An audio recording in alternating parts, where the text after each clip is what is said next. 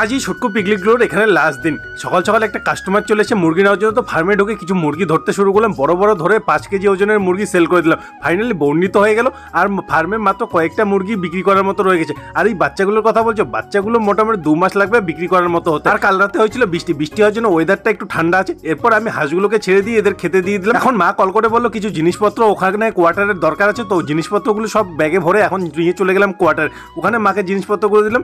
মার পা ভাঙার জন্য এখন বাবাই রান্নাপত্র করে। এরপর মা খেতে দিয়ে দিল, আমিও ফটাফট পেট পুজো করে নিলাম। এরপর মা কিছু রাতের খাবারের জন্য প্যাকেট করে দিল, তো আমি ওগুলো নিয়ে এসে এখন বাড়িতে ফ্রিজে রেখে দিলাম। এরপর চলে গেলাম ফার্মে গিয়ে এখন যে পিগগুলোকে বাচ্চাগুলোকে আমি কিনে এনেছিলাম ওগুলোকে ফ্যাটেনিং এর জন্য এখন রেডি করতে হবে। তো ওই জন্য এগুলোকে আলাদা রুমে ট্রান্সফার করলাম। আর এই ছোট পিগলিটগুলোরও উইনিং এর টাইম চলে এসে, এর মধ্যে যেই বড় বড় পিগলিটগুলো আছে ওগুলোকে নিয়ে গিয়ে বড় ফার্মটার মধ্যে রেখে দিলাম। আর দেখো বাচ্চা পিগগুলোর সাথে বড় পিগটা কত সুন্দর করে খেলাধুলো করছে, আনন্দে মেতে উঠেছে।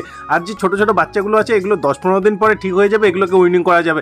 এরপর এদের রুমটাকে ভালোভাবে ধুয়ে চুনগুলোকে পরিষ্কার করে এরপর এদের খেতে দিয়ে দিলাম। ছোটগুলোকে আলাদা আর বড়গুলোকে আলাদা। এখন দেখা যাক কি পরিস্থিতি হয়, তো দেখা হচ্ছে কাল।